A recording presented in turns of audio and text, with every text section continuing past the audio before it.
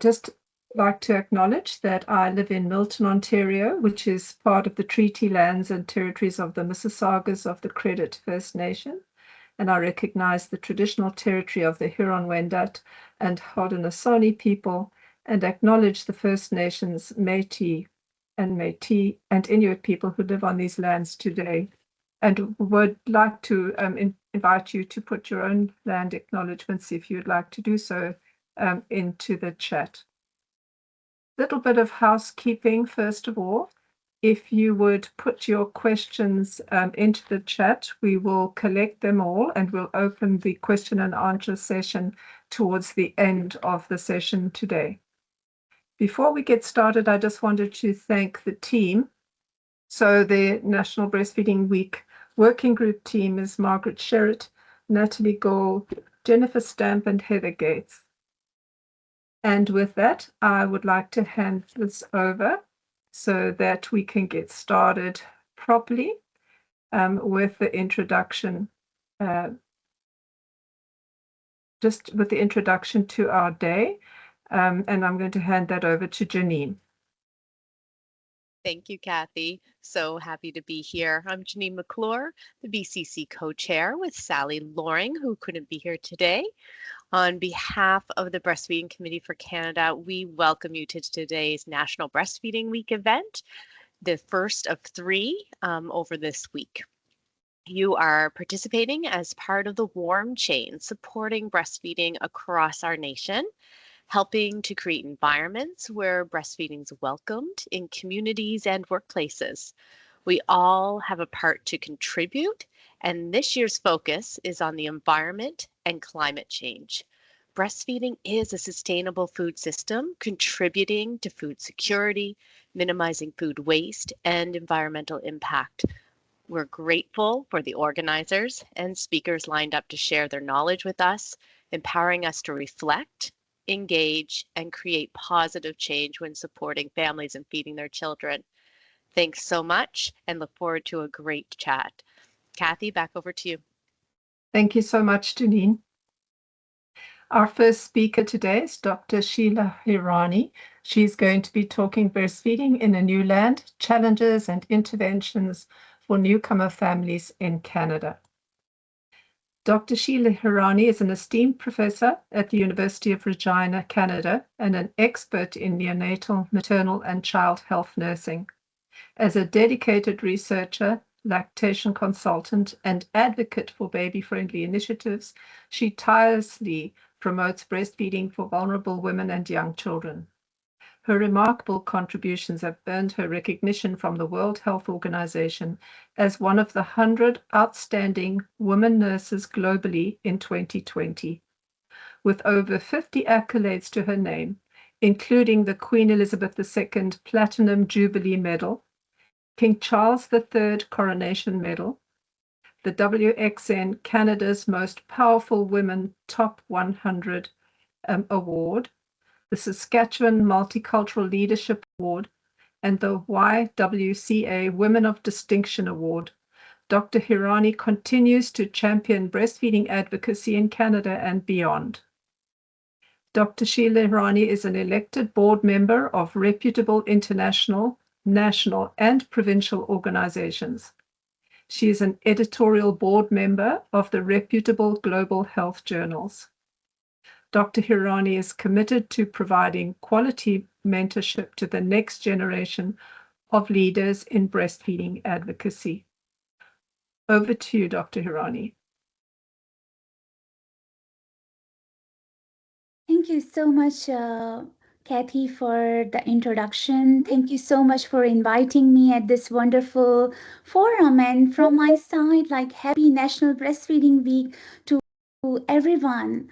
That's a lovely occasion where we are discussing so many things that how we can further promote, protect, and support breastfeeding practices of mothers belonging to different background.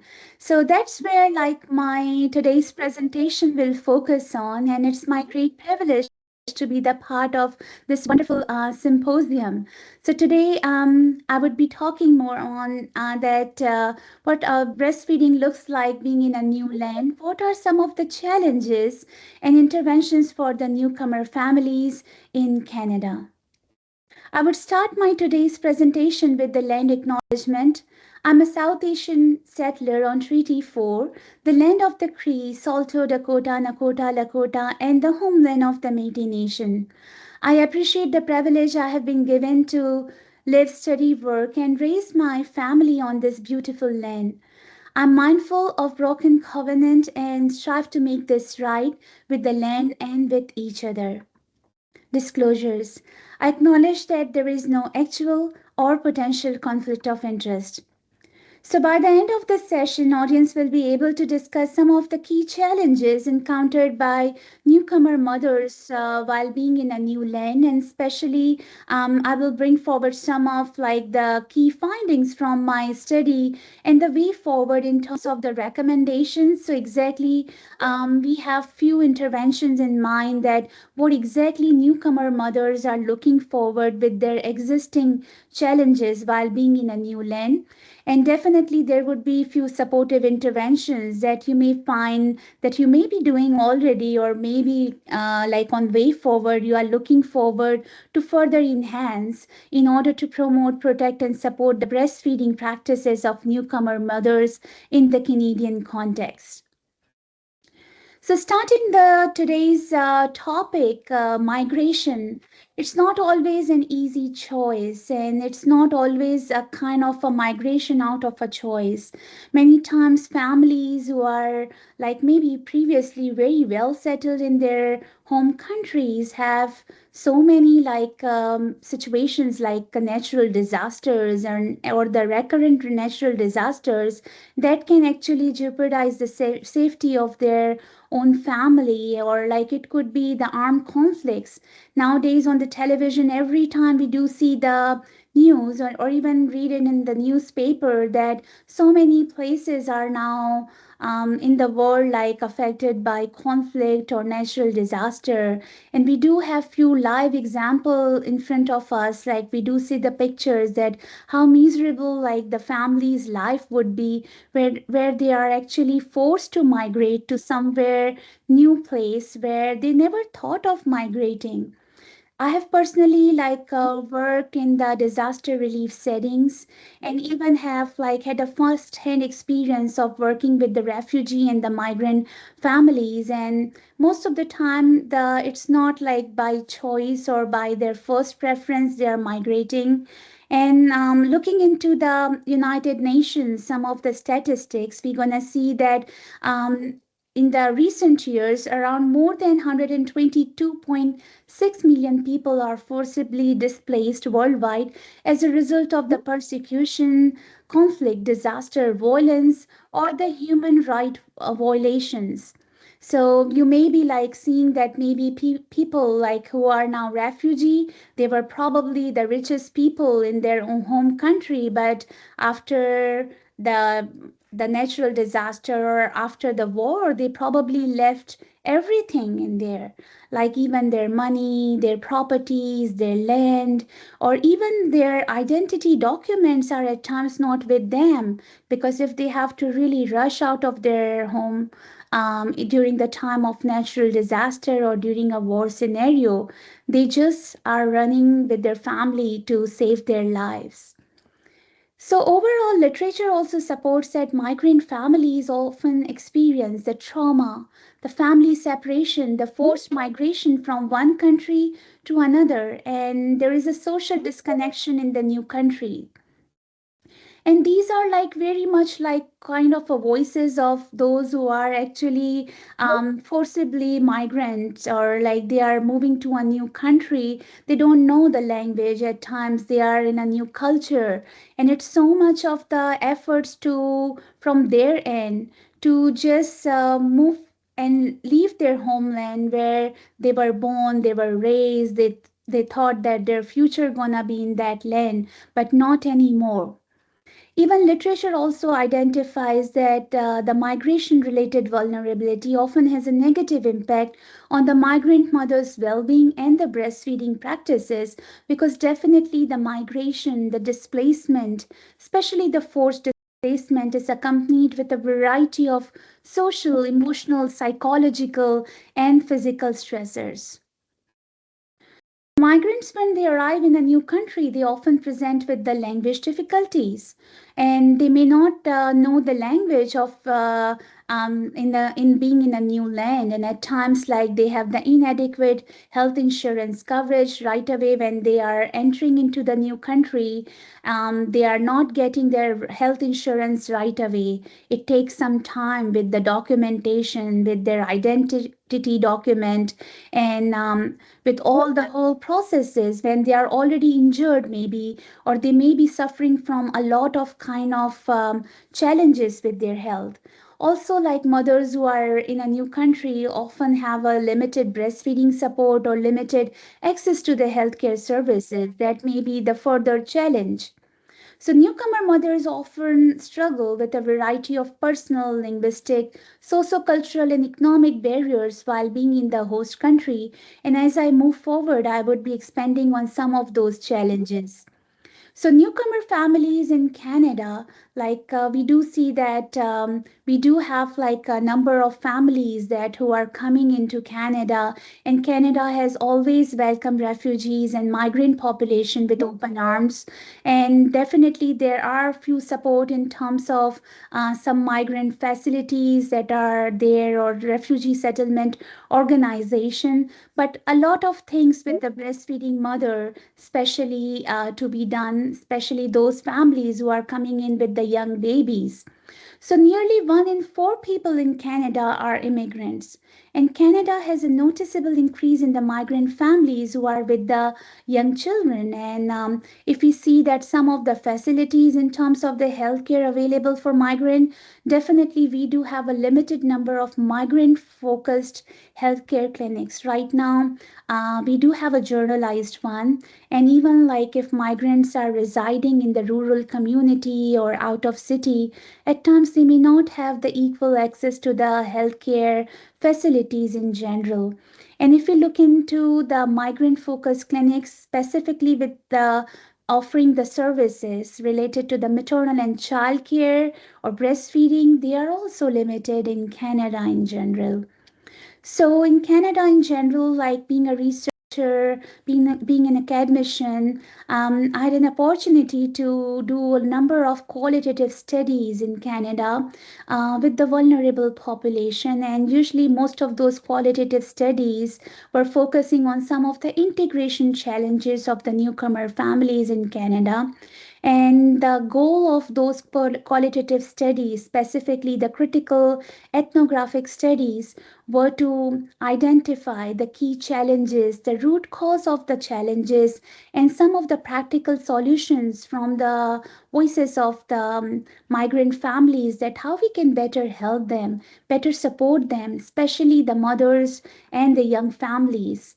Most of my work with the migrant communities in Canada was supported by SHERC, Jim Peterson Children's Hospital Foundation, and Saskatchewan Health Research Foundation. I had a wonderful and amazing collaborators, Saskatchewan Health Authority, United Way, and Open Door Society, both Regina and Saskatoon, who really helped me in recruiting the participants. So, what my research and even the literature well identified that migrant families face a variety of integration challenges while being in a newcomer in Canada. So, most of like those challenges are around lack of social support, the healthcare challenges, educational challenges, challenges to find the new jobs because their previous credentials may not be the one that are even recognized in the new country. So in their home country, they may be the doctors, lawyers, or engineers, but they cannot practice directly in here until they get the Canadian experience or having an equivalency to the Canadian education. And many times, by the time they are going through all those paperwork, which are lengthy paperwork, they are really facing so many challenges in finding the job. And definitely, we know that finance really affects hardly on the family when they're coming to a new country with no resources, with no finance. And definitely, that reflects on their housing challenges. Their parenting challenges really get aggravated. Literally, in one of my studies, I have seen that migrant families, when they came here as a family, and when they had so much of the food insecurity and financial difficulties, that there was a time that there was so much of the tension among the parents that they even had to go for separation and divorce. And that even negatively affected their young babies, especially those who were the breastfeeding babies. And there was a kind of law and order that they have to share the custody and all that. So number of challenges even emerge secondary to what other difficulties that they are even facing, even the language barriers, the transportation issues, because at times they don't have the access to the transportation because they cannot afford the car. Even being in Canada, weather conditions even negatively affect the newcomers, and even the racism, not only in healthcare setting, but socially in general, workplace settings, or even at the community level, that also affects the health and well-being. So I would like to focus some of those challenges that are really affecting the breastfeeding practices of mothers in Canada that I found from my studies. So one of the key challenge that was really affecting negatively on the breastfeeding practices of newcomer mothers was lack of information on breastfeeding in different languages. So not every mother was knowing English when they were migrant, especially as a refugee. And now we can imagine ourselves to migrate to a country, forcefully migrate to a country where we don't know the language, we don't understand that language. Maybe we are able to understand verbally, but not in a written one. So definitely mothers had difficulty if there were no informational support in different languages. And definitely, like housing insecurity was also affecting negatively on migrant mothers' breastfeeding practices. In my study, I noticed that many mothers were living in the housing situations that were cramped living conditions because they cannot afford a bigger house. And there were a time where a single bedroom apartment was shared by a family of more than 7 people. And we can imagine the mother's situation who were in that scenario where they were looking for privacy, but they were not even getting it in their own home. There were children of different age groups. Some of them were like school going, some of them were in the daycare. There was so much of the noise. Mother were looking for a private space even there in their own home, and that was not a possibility. Another few challenge that I found in my study that mothers were facing was their inaccessibility to the healthcare settings due to lack of transportation. And there were refugee families with at least 5 to 6 children, and they were of the different age group. And sometimes, if moms have to travel to the healthcare settings, they had nobody to look after their kids at home. So, traveling with everybody in a bus, especially in the cold weather, was something quite difficult for moms, especially during the time of their appointment, their in person appointment in the healthcare settings or with the lactation consultant in the communities. And many mothers really felt so much guilty that they are not having their own kind of great access to the transportation system. And many mothers who were in dire need, they were calling ambulance, but even ambulance services were something that they had to pay around $500 at times. There were like great opportunity for, like in Saskatchewan we do have like healthcare facilities where for your return transportation at times taxi is being covered, but all the mothers were not knowing about it, unfortunately. So they could not even avail it.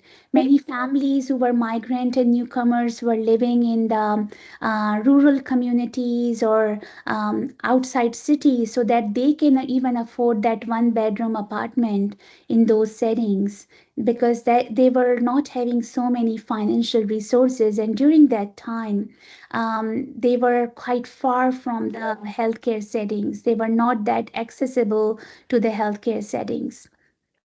Many mothers who even were the part of the study, they mentioned that they had so much of the financial challenge that they gave to the birth to a baby, and within 2 weeks they were looking for the work so that they can support their family as well, because while being in Canada they had to look after the rent, the food, everything for their family, and especially with the young kids going to school, needing stationery items, needing proper clothing for winter, and so many other things. So it's like the whole family was in that struggle, and many times, like, most of the burden was towards the mothers who were with the young babies. So they were not like able to avail the whole year or 6 months of the maternity leave or 1 year of the maternity leave, because they were new to the Canada, and they were like facing so many financial challenges.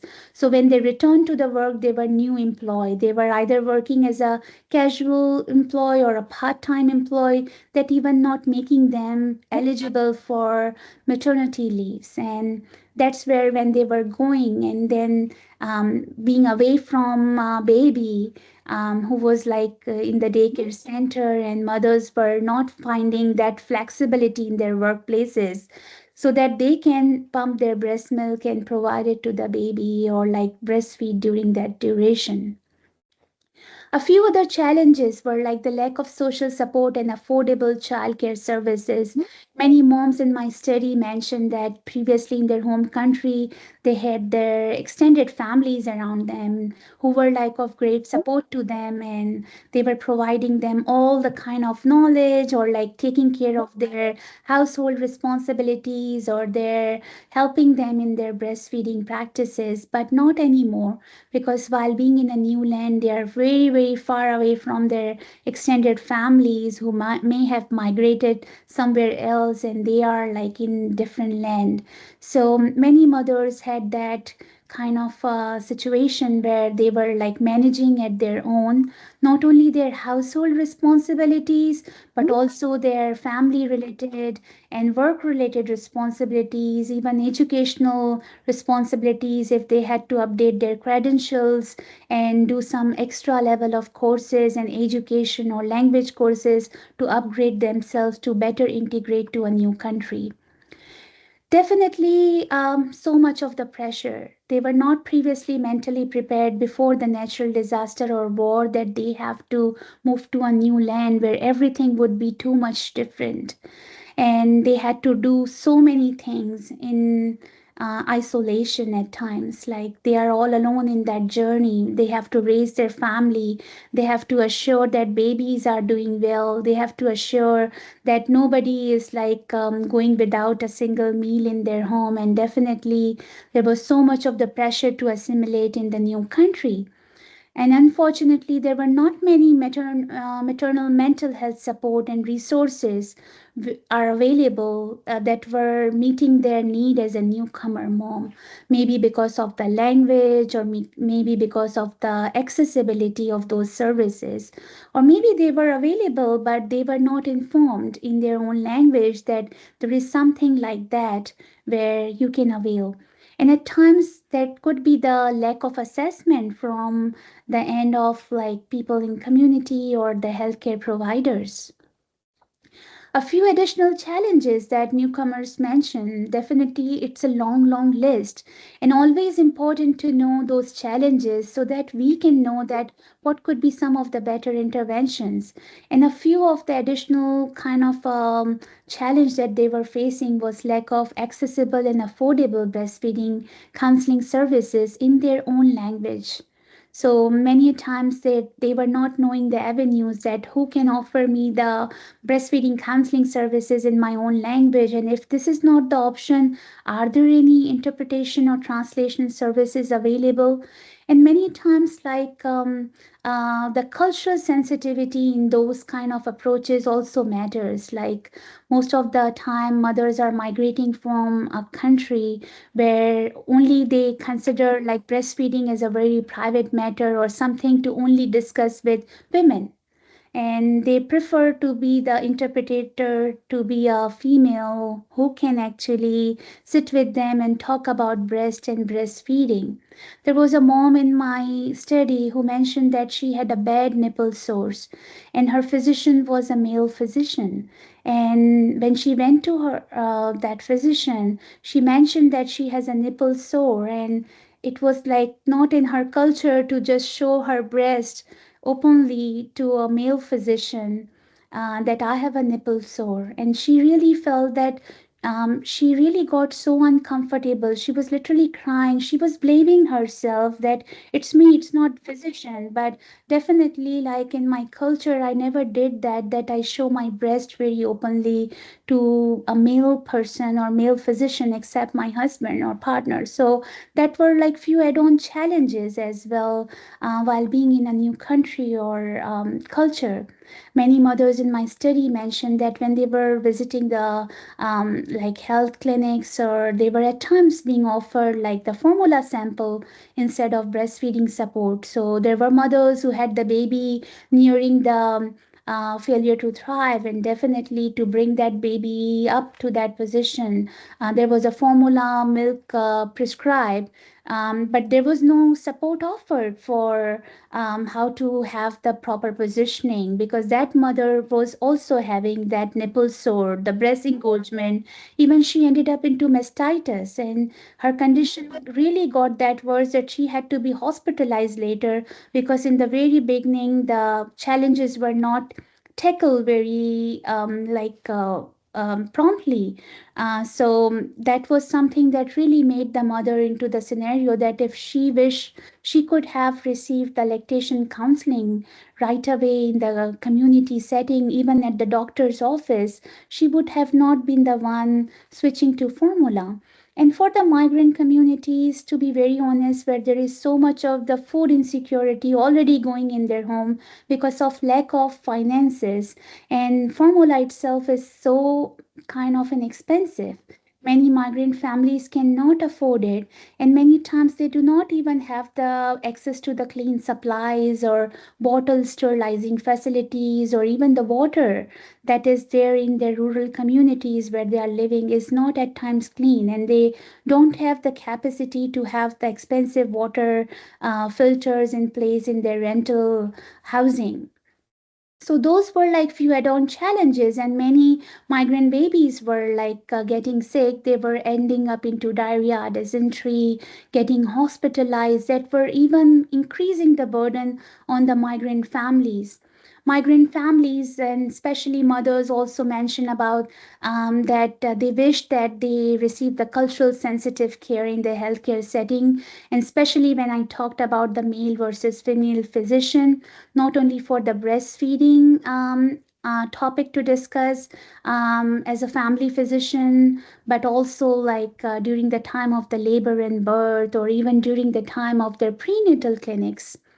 Mothers highlighted that at times there is a lack of privacy for them, not only in their home, but also overall in community. At times, the hospital clothing and gown, which are at times like having the ties and they are quite open from the back, that's something which they didn't find very culturally relevant. And they mentioned that those especially mothers who were as per their culture, they were using hijab, or they were like using their cultural clothing, they were really feeling that some of those like clothing in hospital where they were also breastfeeding, they have to roll it up, so that was not something without the privacy they could do it very well. And some of the time, like in the hospital, they mentioned that there was non-availability of the culturally sensitive meals or culturally appropriate meals. Like some mothers were preferring to be only getting the vegetarian diet or halal or kosher food in hospital. But sometimes there were mothers who were Muslims, and in hospital they got a food and tray of food having many things in there, definitely, but at times we're also having the pork or bacon that is actually prohibited in their culture and in as per their religious norms. So that's something was one of the other gaps that mothers face, and that also affects their breastfeeding practices. Also, lack of equal access to the community-based support programs, especially breastfeeding support programs, that may be available, but they either not knowing or like they are not being invited or that nobody informed them or they don't have the access to it. Maybe they are very, very located far from their own housing, which is in the placement which is outside city or rural communities, or maybe if they have a young kids at home, it's at times not easy to leave them and then go to one of the classes in there where they can be all alone with their only one baby, the breastfeeding baby. Also, ignorance and racism in the healthcare setting was another aspect that mothers identified that was negatively affecting their breastfeeding practices. At times, there were various cushions, there were various additional layer of support that they were requiring because they also were the one who faced so much of the trauma of migration.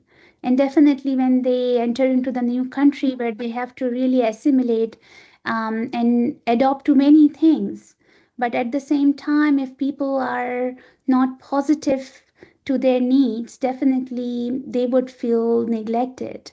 And that was one of few cases where mothers faced the ignorance, and they mentioned that we wish if that would have not been the case because that really made them emotionally hurt. One of the participants' quote I would like to share here, as I quote, some nurses were very welcoming, but others were not very friendly, and they would be unhappy if I asked them questions. Sometimes I used to take my elder daughter with me to hospitals because her English is better than mine. One nurse refused to answer my daughter's question and told my daughter, "It is not your business to know. I have told your mother the situation, and if she didn't understand it, it is not my problem. I have suffered at the beginning. I was so sad and embarrassed." Unquote. So this quote also reflects that mother probably was needing some extra layer of help in terms of understanding few things on her breastfeeding practices. At times mothers do have some extra concern. It's not about that she already gave birth to the baby previously, then she may not be needing the further help anymore.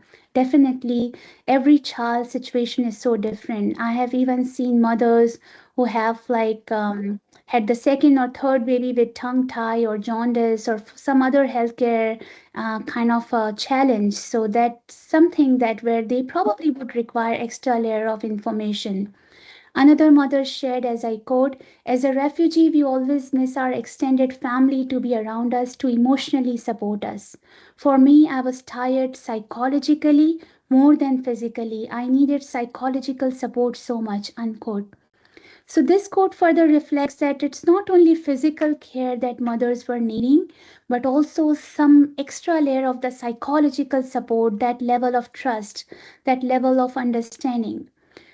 So after all these challenges, these are not the end, or like these are not the only challenges. That was a whole list of challenges, and there could be even many more that even go unnoticed. And definitely Every breastfeeding mothers require some kind of an add-on layer of the support in order to sustain their breastfeeding practices. But specifically in the case of newcomer mothers, where migration, the previous trauma, all those layers really increase so much of their vulnerability, where they need some kind of the extra layer of intervention. So let's talk about some of the key intervention that came in from the participants' perspective in all my researches, and I've tried to just collate all of those one.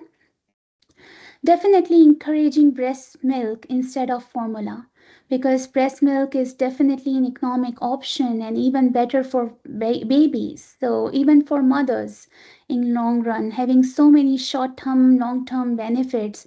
So migrant families and formula, that's something very difficult and challenging, because it's hard for them to afford formula. I've seen that even babies have become more sicker if there is no availability of the clean water in there or clean supplies, or they don't have the bottle sterilizing facilities, and even at times how to constitute it. So that's something another layer.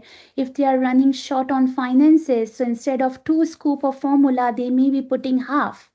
So apparently baby is being fed a bottle, but that's super diluted, that may not be offering all layer of nutrients. So it's always better to encourage breast milk instead of formula for this family. And this encouragement is not only the responsibility of only nurses or the primary care, it's for everybody. It's like physicians, psychologists, lactation consultant, nurses, community workers, social workers. So it takes a village to just let mother prepare to have that empowerment to successfully breastfeed her baby, and especially in the context of vulnerability.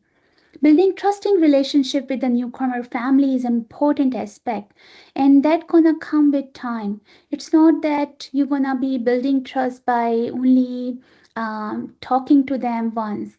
It's that you have to really show that concern by meeting with them, greeting with them, sitting with them at the same level, so that to show that empathy, that you are sensitive through their need, what they are going through is something that you are understanding it and you are really wanting to help them.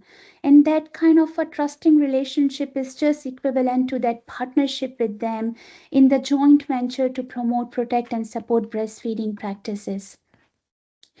Valuing equity, diversity, and inclusivity is another important aspect. Sometimes, like, there are some unconscious biases that we may have, but we just have to be mindful of it, bringing to that conscious state that what I can do better, like to be more inclusive. Like if I gave care to somebody today, like did I say something that may have hurt? If I reverse that role, be into their place and let that person to be in my place and saying the same thing. Sometime being aware of that unconscious biases would really be of great help. At times we're gonna see parents coming in from different culture, different having the different skin color than ours, or different languages, but still like they are needing information, and that's how to bring them into the different aspects of the partnership with the trusting relationship is the key aspect.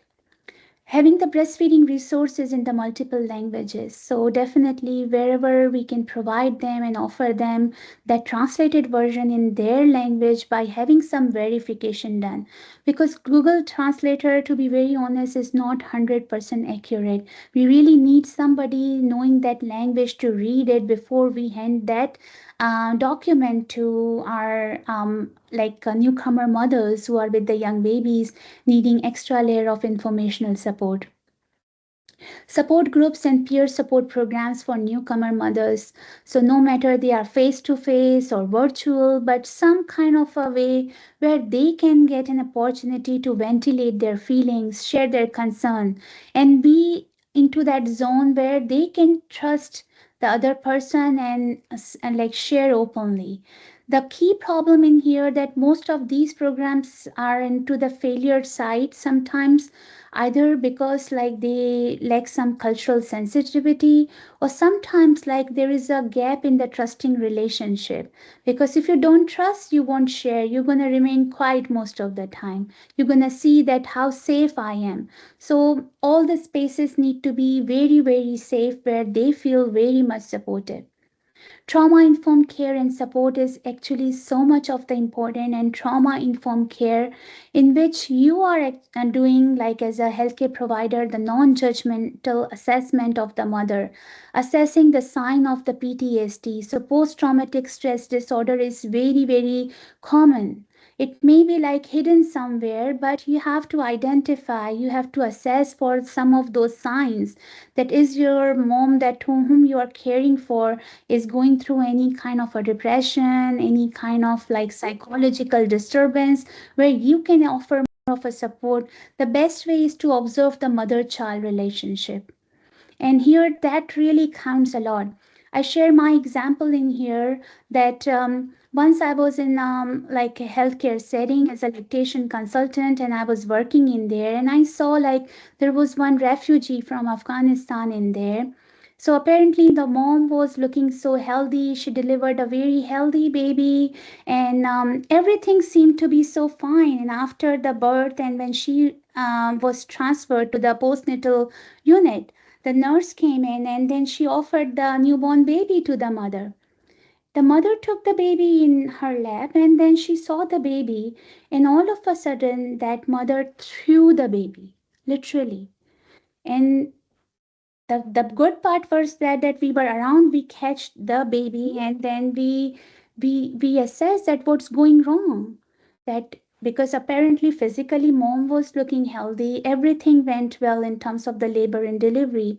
Later we identified that this mom, while migrating from her own country to here and having the new childbirth in here, she in her host country, in her home country, actually lost all of her family. She saw that her husband was shot right in front of her. She saw that all her children are no more, like they were shot right in front of her, and she was pregnant at that time. She escaped that situation.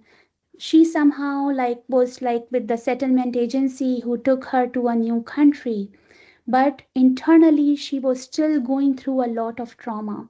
So if somebody look like well physically does not mean that they would be fine mentally as well. We really have to identify those maternal child relationship based cues as well, because that mother then really required the psychological kind of counseling, the mental health medication, and so many other stuff. And she could not accept her new baby because she had that feeling that I lost everything. So I even don't deserve a new happiness in my life either.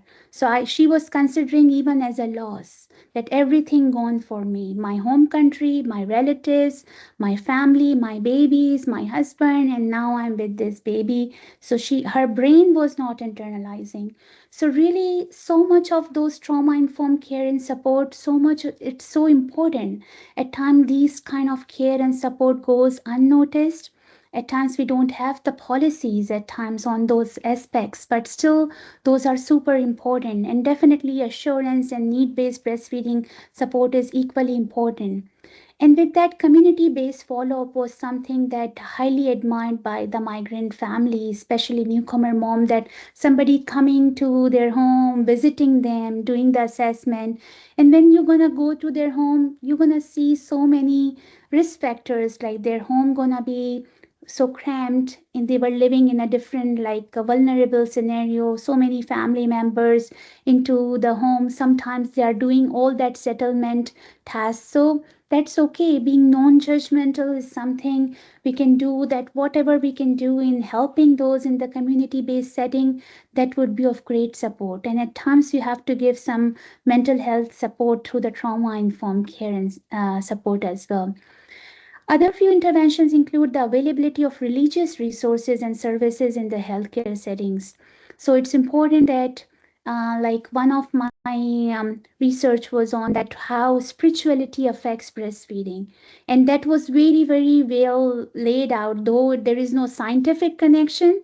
But definitely mothers narrators mentioned that whenever they are stressed out, the religious resources or services, or if they recite the religious verses, that really gives them a kind of a mental health peace, and that really increase their breast milk production. So if something could be of great help, definitely we can have those available in the healthcare settings. Considering the religious and the cultural preferences is another important aspect, definitely in terms of the meal, in terms of the privacy, in terms of the hospital gown, or female to female care in case if they are preferring. There is no harm if there is availability, we can always offer them nursing rooms or the private pods for mothers to breastfeed. At times, whenever we talk about the nursing pods or private pods, something fancy show up as a very highly invested room and all that, or kind of a pod which is fancy or expensive. Sometimes, like we can navigate through all those things by putting even the regular shields that are easily available in different hospital, or using the curtains effectively. So even that low cost kind of resources for creating that safe private pod for mothers to breastfeed even can help within or outside the healthcare system. Involving the newcomer families as a patient partner is important aspect. That's how we're gonna know their perspective, and we would offer them what is something they need, not something that what we want. So that's something that we have to really assure, that type of partnership and trusting relationship. Definitely mental health support and interpretation services within and outside the healthcare setting is another important aspect to consider for all mothers who are especially newcomer mothers, because they are going through lots of trauma before their migration, during their migration, and definitely after their migration. Celebrating the breastfeeding events within and outside the healthcare settings like World Refugee Day, and that really gives a kind of an acknowledgement to them that they are being valued. So that's something that we can have those mini celebrations in our community. Maintaining the effective collaboration with the refugee agencies. As I mentioned, that breastfeeding success is not only mother's job at times, like it's the whole community to participate. And definitely as a healthcare worker, as a healthcare provider, as a lactation consultant, as a like social worker, psychologist, we can always collaborate with refugee agencies, because that's how we can just make it work out through the interdisciplinary collaboration.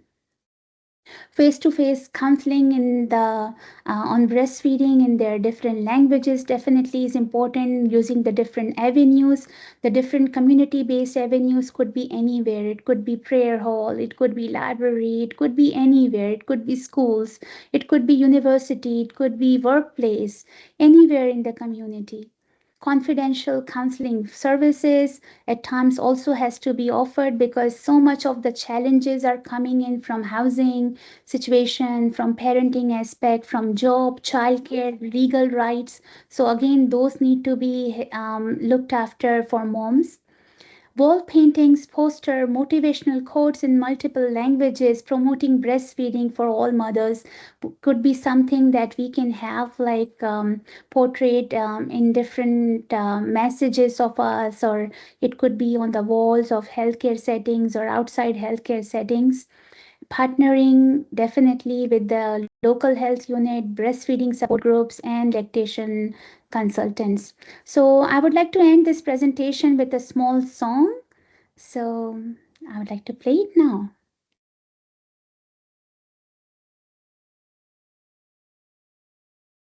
So I have like a few advocacy hubs and all that knowledge resources. So this is one of my websites. You can visit www.migrantfamilies.com, where I have few add-on kind of resources available on voices of migrant families from my existing research work. And that's one of my advocacy hub.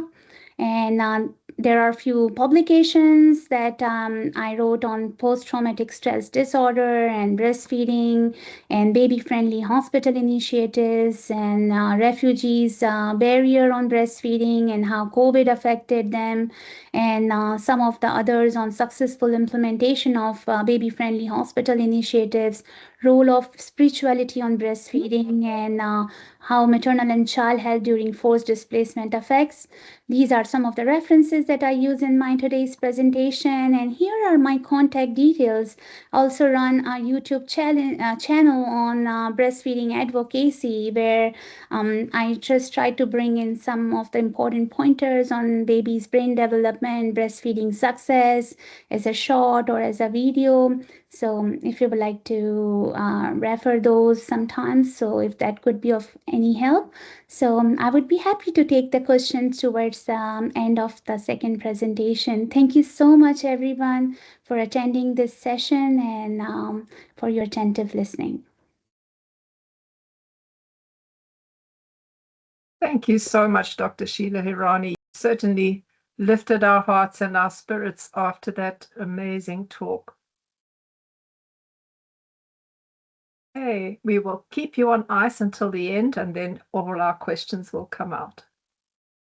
Okay, so then our next wonderful speaker is Rebecca Carson, working towards decolonizing breast chest feeding support and education.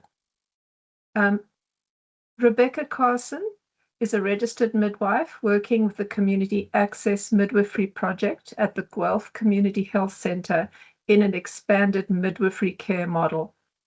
The CAMP team is a group of 4 midwives providing outreach care to priority populations facing personal and systemic barriers in healthcare access, including folk who are newcomers, racialized, living with substance use, or experiencing insecure housing or complex mental health.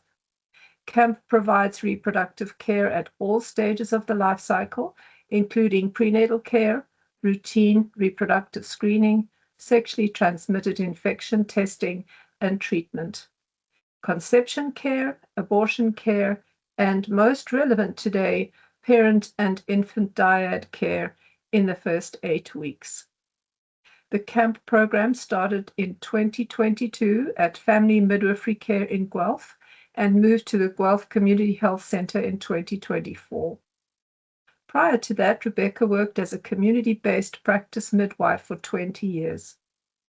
Rebecca has also held leadership roles as the Vice President of the Association of Ontario Midwives and the Ontario Primary Care Advisory Table.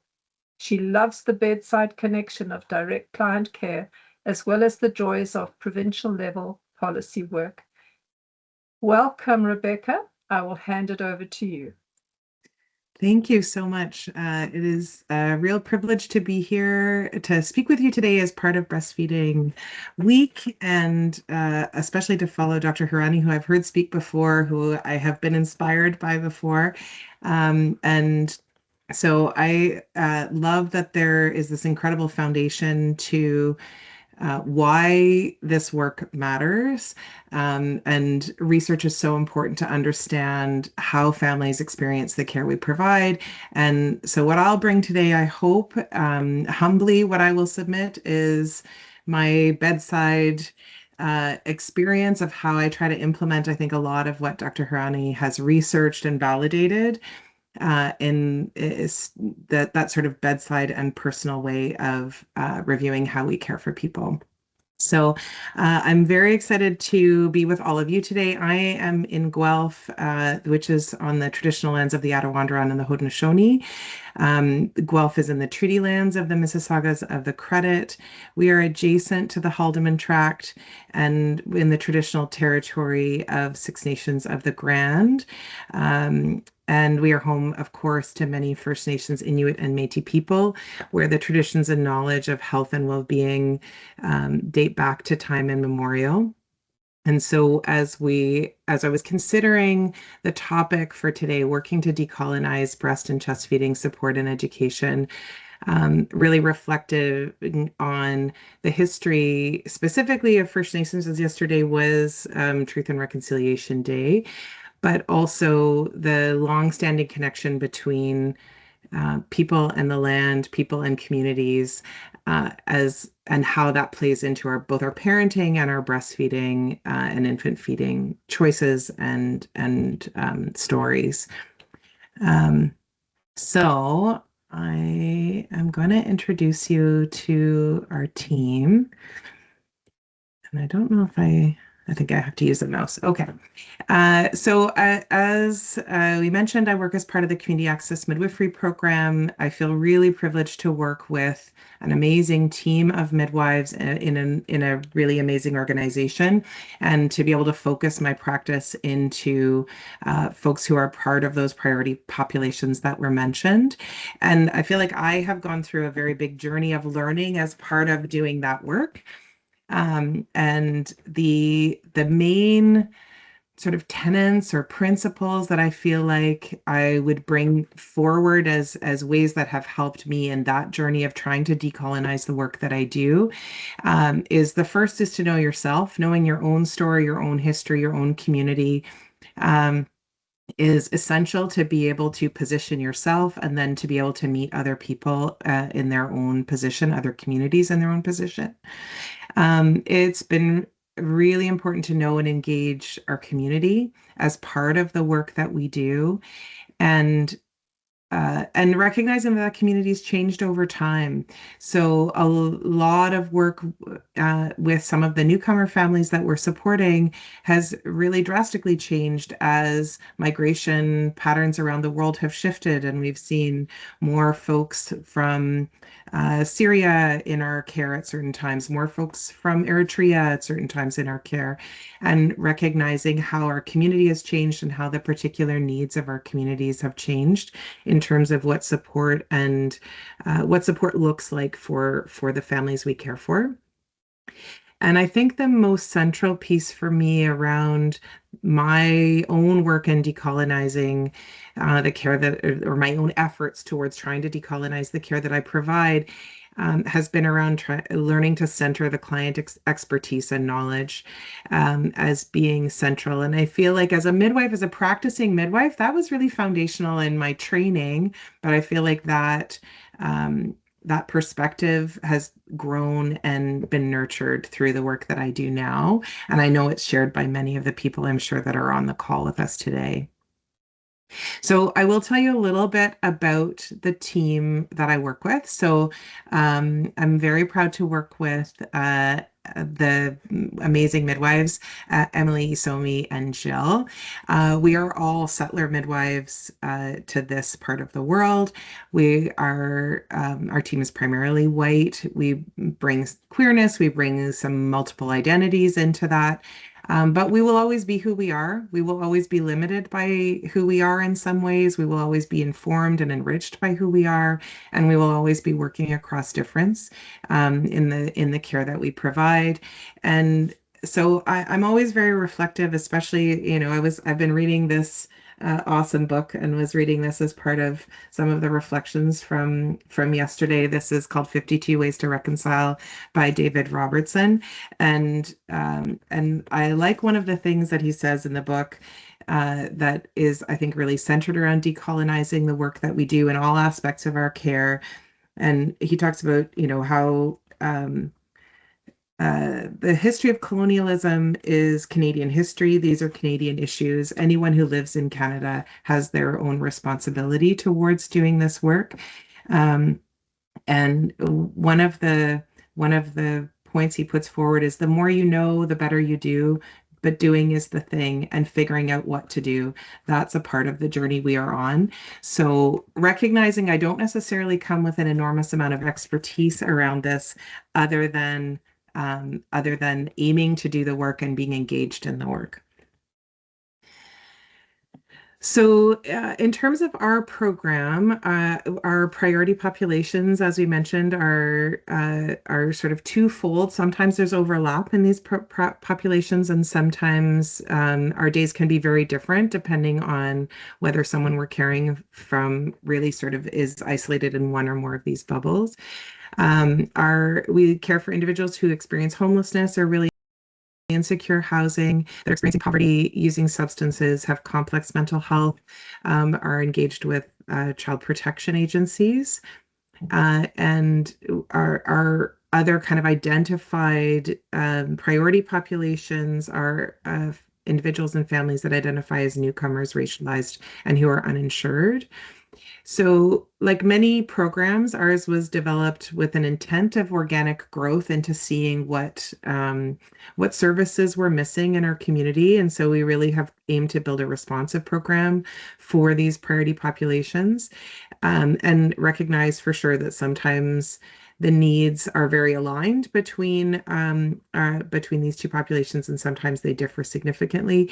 And so a big part of our program is around aiming to be community engaged and responsive, to examine what are the needs that the community is identifying to us, how do they want those needs met, and what can we do to meet those.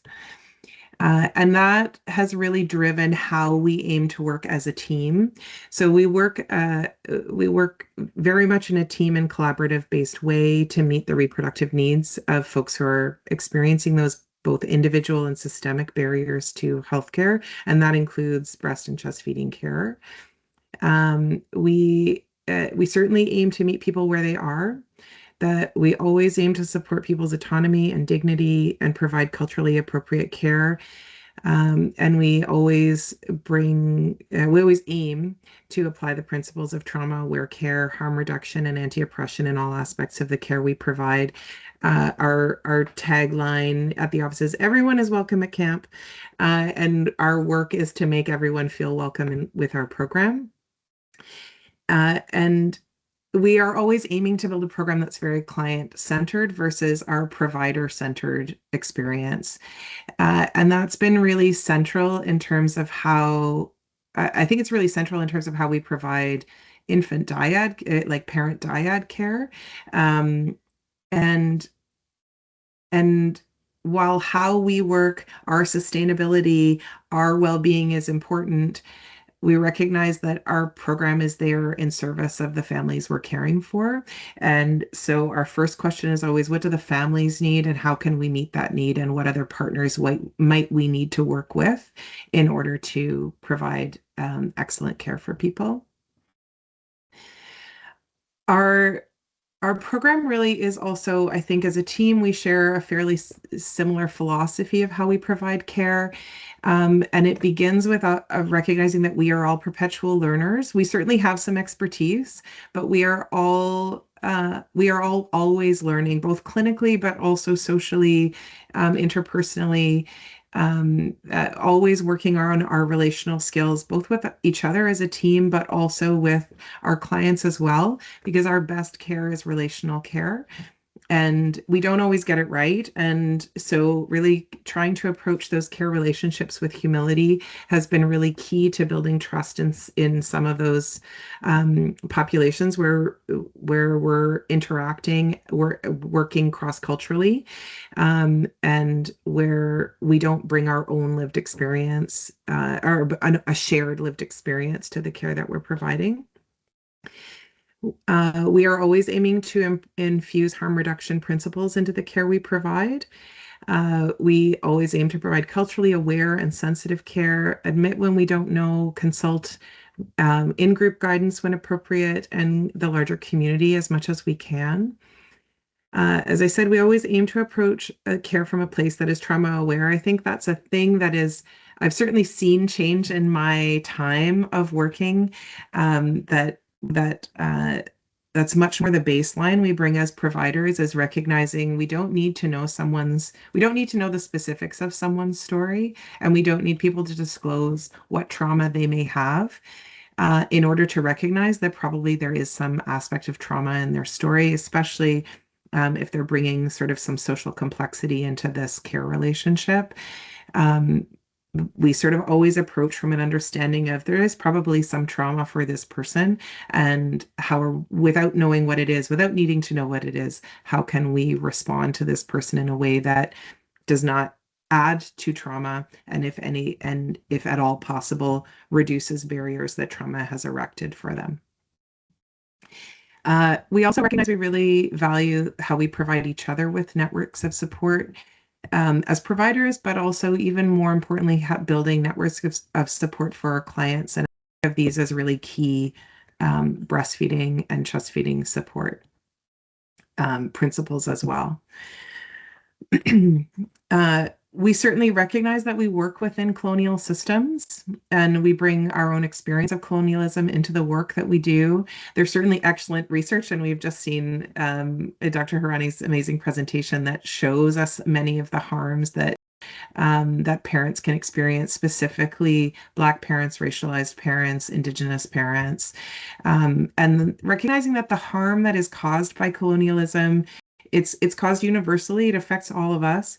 But it affects us disproportionately, and the harm is both personal and it's communal. So we inflict harm with colonial practices, not only on the individual we're caring for, but that has an impact on the community as a whole as well. We know that creates health disparities, outcome disparities. It decreases family autonomy. It disrupts family system and community systems.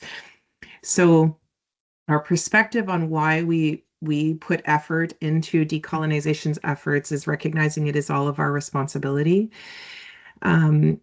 We aim to always start by centering the infant-parent dyad, centering community and family knowledge, and building intergenerational connection and health. And that all of those things are part of decolonizing how we support parents in their feeding journeys. There was a really quite lovely article in the Globe and Mail about breastfeeding and parents' experience of breastfeeding. And I think there's some beautiful quotes from that, from these parents who really bravely talked about their experience.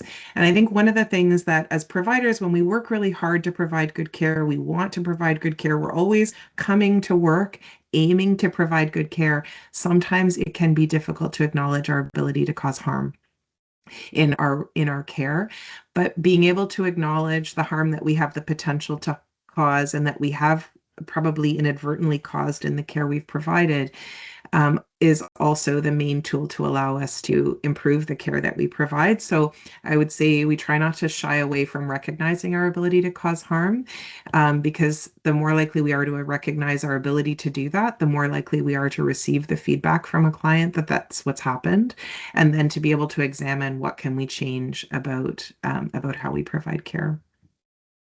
And so I think this is, I think if we, as folks who work in breastfeeding and chest feeding support, we can probably think of maybe a parent that we've cared for that might have said something like this.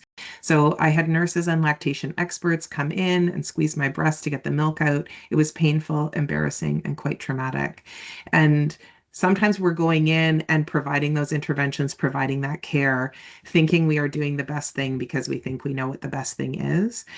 And I think really important that we recognize that some parents are going to experience that as painful, embarrassing, and quite traumatic, and that our primary ability to be supportive is in the relationship we have with the parent. And if we make a parent feel like this, no matter what else we may have accomplished, we maybe have not accomplished the goal we primarily had, which is supporting their feeding. Recognizing that the breast and chest feeder are the expert. And I think it seems like a very simple thing to say, and it's a thing I've said to students over many years, but the right feeding plan for the dyad is the right plan, right? So not my plan, not the best breastfeeding plan, the right plan for the dyad is the right plan. And I love how this parent talked about the experience for them having, and the background of this person's story was they had to make some adjustments to what they hoped their plan would be to what it actually ended up being. And their quote is, all in all, it was about making sure she was as healthy as possible. So I made peace with my body and with the process. And that is the key. That's such a key message to that I feel really resonates for me. We certainly absolutely can lose track of the good when we strive for perfection. And I think what this really encompasses for me is recognizing that the family has to live with their decisions forever. And the lasting gift we can give them sometimes is confidence that they make great decisions for themselves and their infants. And if we can imagine, how starting out as a parent at peace with your body, and what a gift that is as a parent for the whole remainder of that child's life for your next parenting journey. Imagine not being at peace with your body, not being at peace with the process. And what does that do to your long-term success in feeding? And what does that do with your long-term success in parenting? And I think sort of dovetailed in with that is the idea of empowering the feeder as expert. And how do we do that? How do we give people that confidence? Because we're not just giving knowledge, we're giving confidence, we're giving empowerment, we're giving trust in themselves, their infant, their body, and those are enormous gifts. And really trying to help people receive those gifts in a way that is gentle.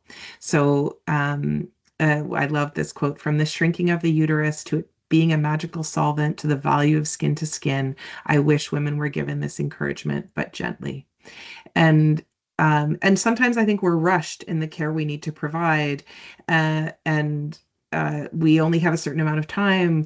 We're all about efficiency. And I sometimes feel, I've said this before to students, to colleagues, and it is something I feel really lucky that I've worked in a profession that I would say has the beautiful gift of inefficiency sometimes. Sometimes the best care we give is when we give it inefficiently, when we give people the information, the encouragement, and we are able to spend time to give it gently. So really sort of centering the expertise of the person whose body it is and centering their empowerment as a key breastfeeding support skill, which I think probably everybody on this call is probably thinking like, yeah, I do that. Or with that this may not be revolutionary knowledge to anybody else, but I feel like these were really like key foundational things that shifted my perspective when I provide bedside care to where is my focus?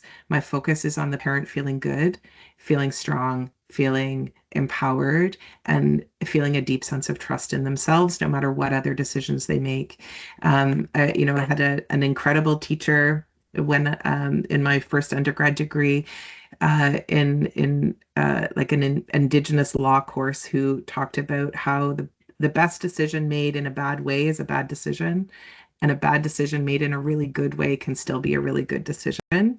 And I think of that in terms of breastfeeding and chest feeding as well, that the best plan that ignores the empowerment of the parent is not necessarily a good decision, or not necessarily a great plan. I will always come to this work for sure as a white, queer, cis settler midwife. So I will always speak from that perspective. And I always am working in all aspects of my personal and work life, working to try to decolonize my understanding of the world and how I work in the world. And I feel lucky as a midwife. I often have the privilege of looking to the National Council of Indigenous Midwives for leadership. They have some amazing resources around breastfeeding. So I'm going to take just a couple minutes to share this video from them, because I feel like it's so valuable, and we may not have time to do all of it, but I really encourage you to check out their resources because it's excellent.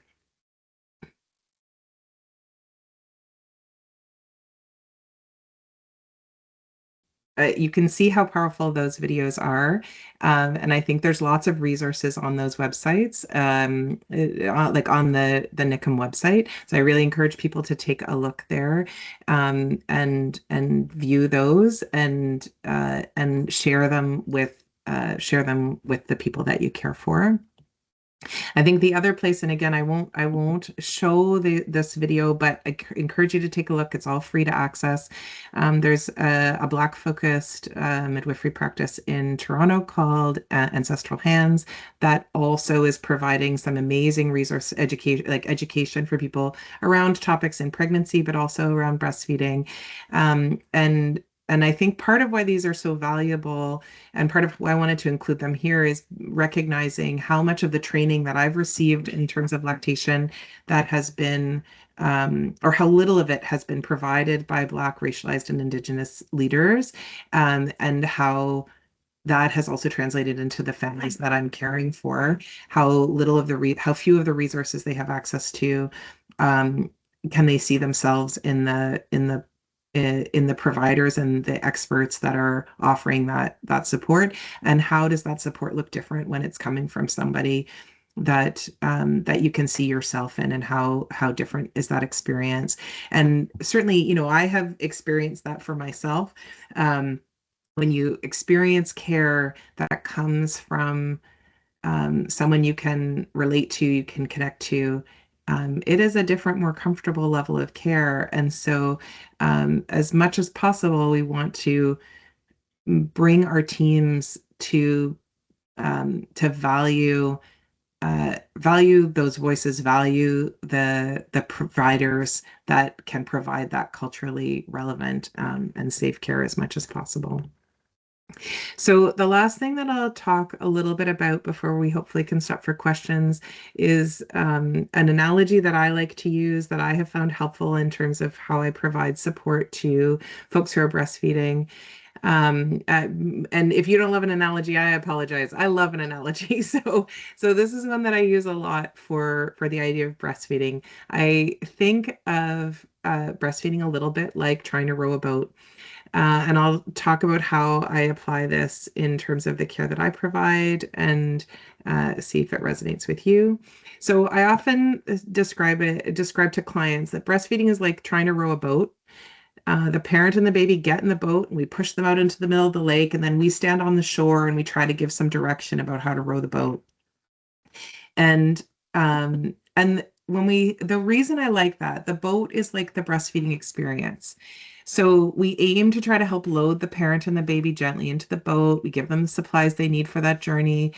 I like it because the recognizes that the parent and the baby have a very unique perspective on what's happening as they're breastfeeding.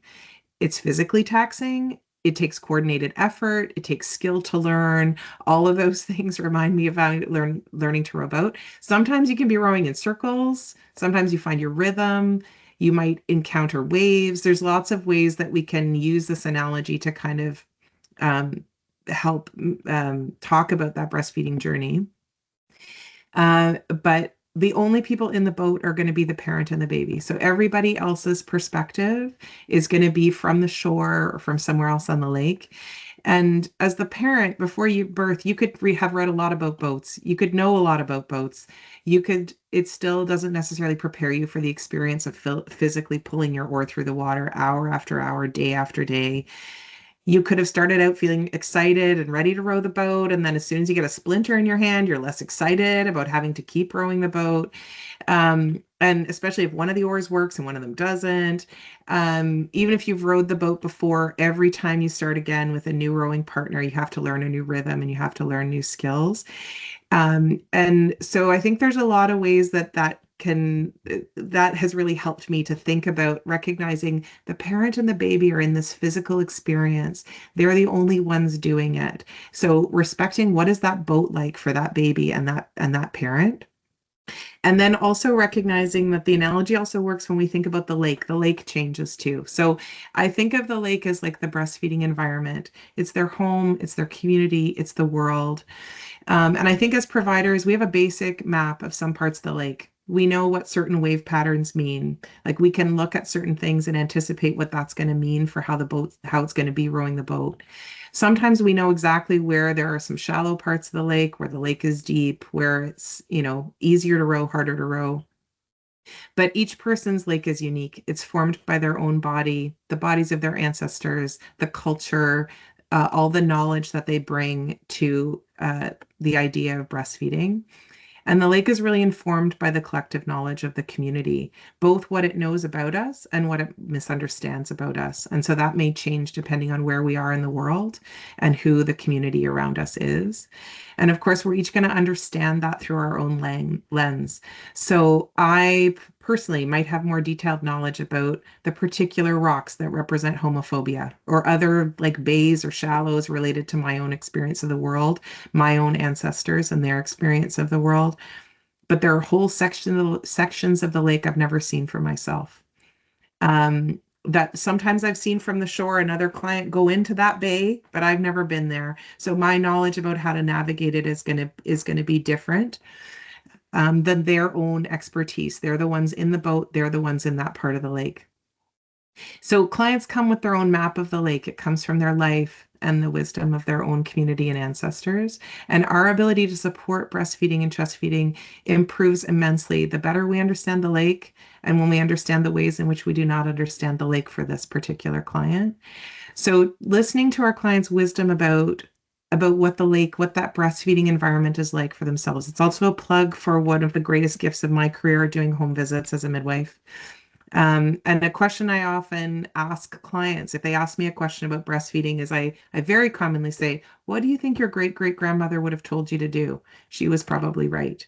And so even when there is disconnection, people don't have their grandmother, their great-great-grandmother to ask, it does still, I think, encourage people to dive within that well of themselves, of their community, their cultural knowledge, to bring forth the answers to whatever it is they're facing. And that those answers are almost always deeper and richer than anything I'm going to provide to them. And it includes all kinds of fun things, and you learn fascinating things about the lake when you ask people. They're like, well, how should you make more milk? And they're like, well, my grandmother would tell me to eat this. I was like, well, you should probably eat that then. So recognizing that we gain that enrichment and joy as well when we create an environment that feels safe enough for someone to tell us about how the lake is for them. There are other people on the lake. I usually say the partners on the lake too, not on the shore, but they're not in the same boat. They're probably in a different boat. An aunties might be also in a boat, but not in the same one as the parent. The parents are extended family. People who are experiencing the work of caring for this infant are also on the lake. And recognizing that colonialism has really tried hard to mess up the lake in different ways. And sometimes as we support people to center into their own knowledge of the boat and how it's going for them, we encourage that, empower that. We sometimes are supporting more than one generation to heal how colonialism has deconstructed community connection, parenting connection. I've certainly had the experience, and I imagine many of you have too, when you've had extended family present. Sometimes we support a new parent in their breastfeeding.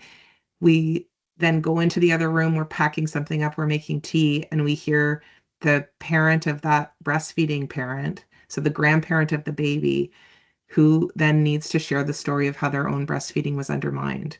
And so giving that empowerment, it can also cross generations and create connection across generations as well.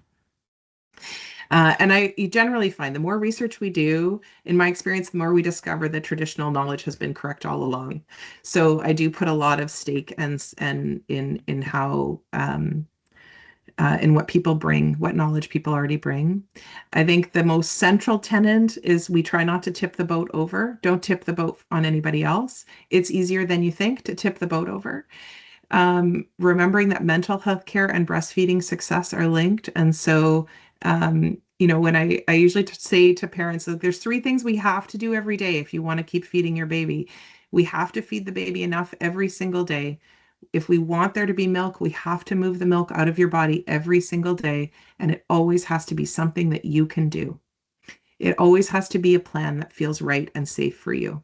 And we can't let go of we can't just pick 2. We always have to pick 3 every single day. So when we don't take into consideration what the lake looks like for the dyad, what the condition of the boat is, we undermine their confidence of the person rowing the boat.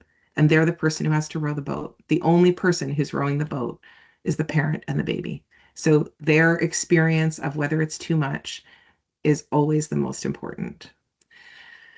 And any one of those pillars falls and the whole project falls apart. So I would say, when I was thinking about how do we decolonize it, I don't know if this is all true, but this is what I try to do. We should care for the boat. We should care for the rower. and we care for the lake. And all those pieces are important. So we focus on the dyad, we build their confidence, we validate their personal knowledge, we validate their intuition, we validate their community, we validate their ancestral knowledge. We build their networks of referral, both professional and interpersonal and peer networks, which are so important when we're working across difference. Empower community networks to build those supports from within the community. Share whatever resources we have and give away ownership to the folks that are doing the work that can provide that culturally specific care as much as possible. The starting steps, I would say, that I guess are the ongoing steps too, that personally for me, always be examining your own perspective, diversify your team wherever you can.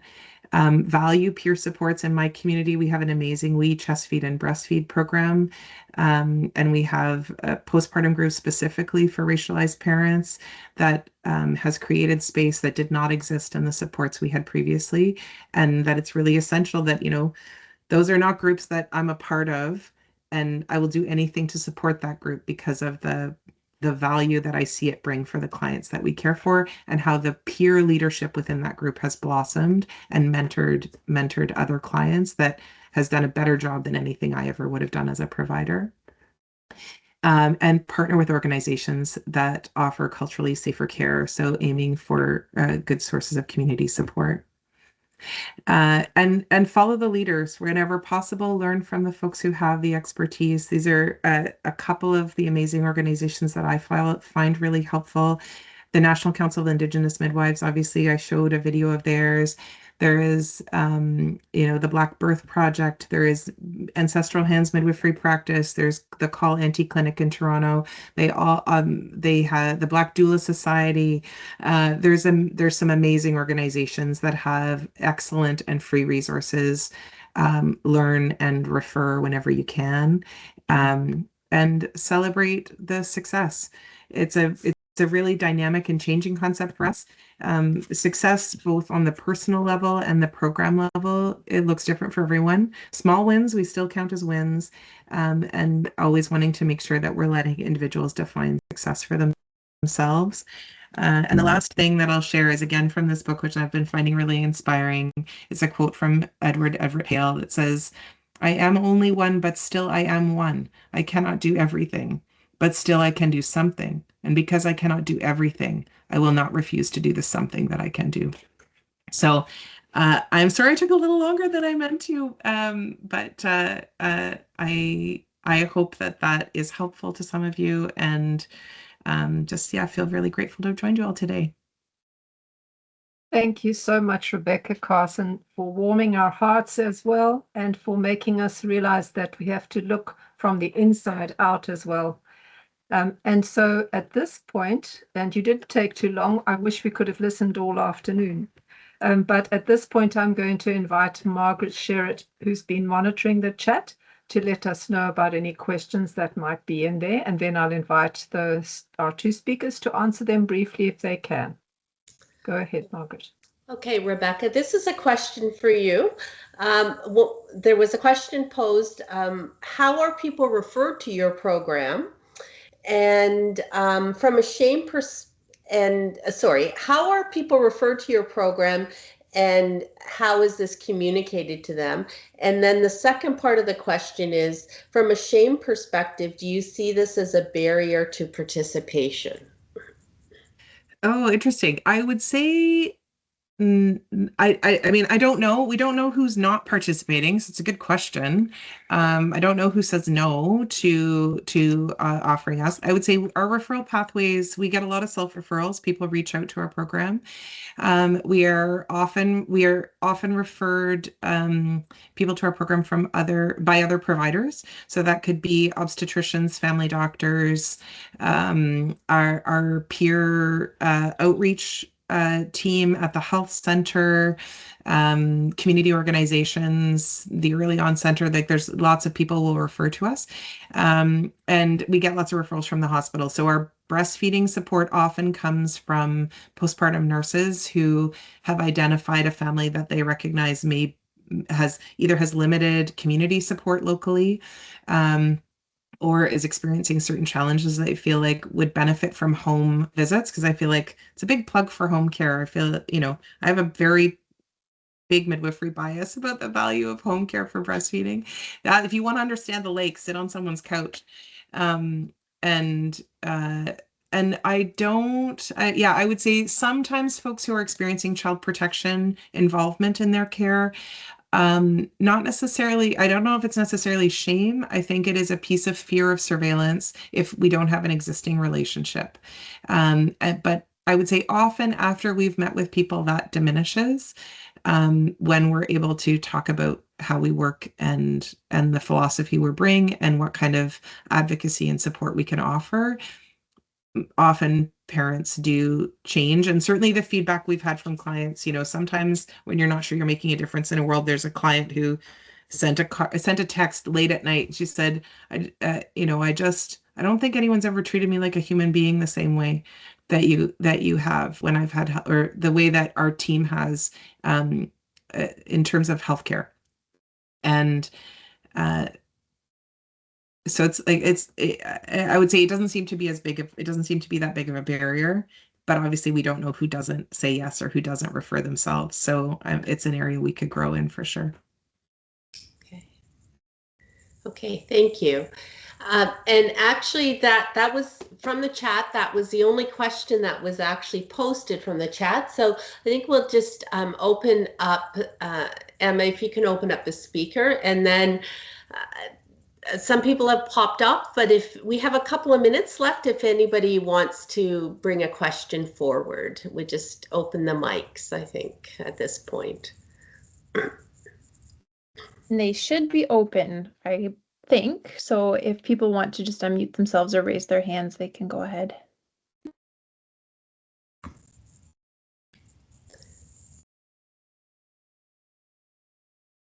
There was a question just popped up. Do they have access to the PowerPoints?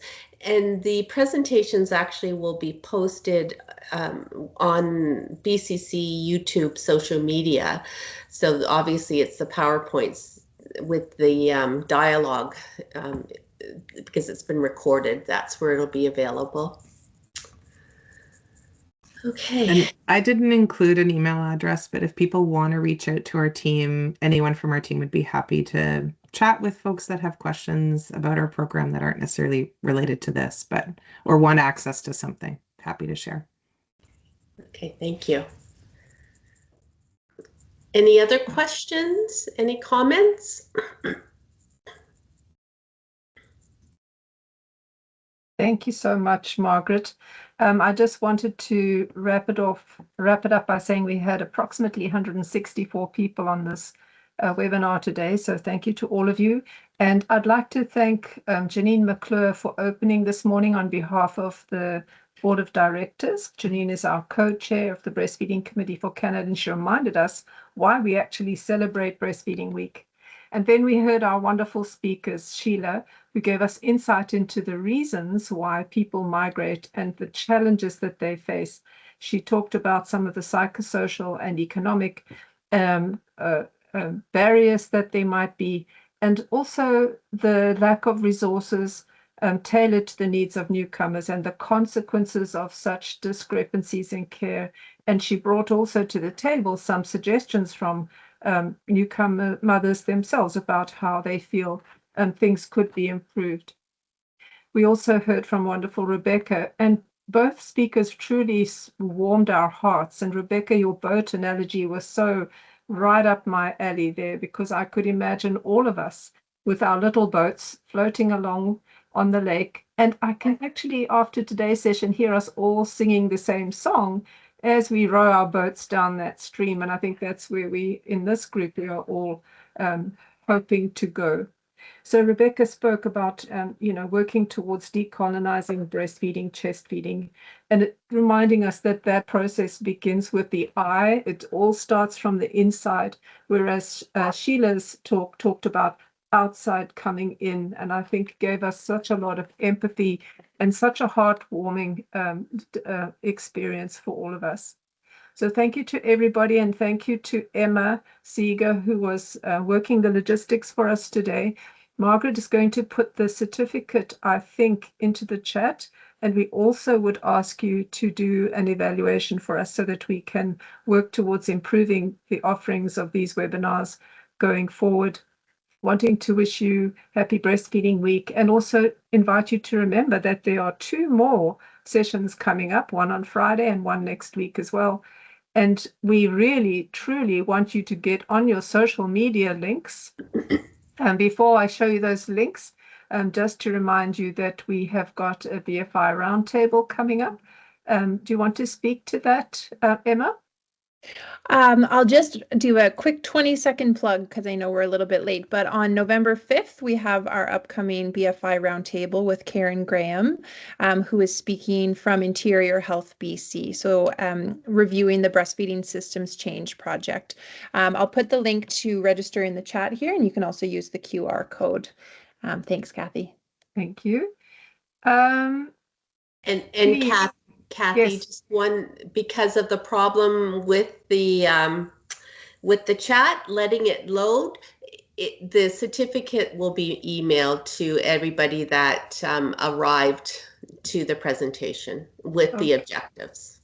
Perfect. Thank you so much for that. Sometimes the technology isn't perfect, and we appreciate that we've got the backup plan. So thank you so much to the team.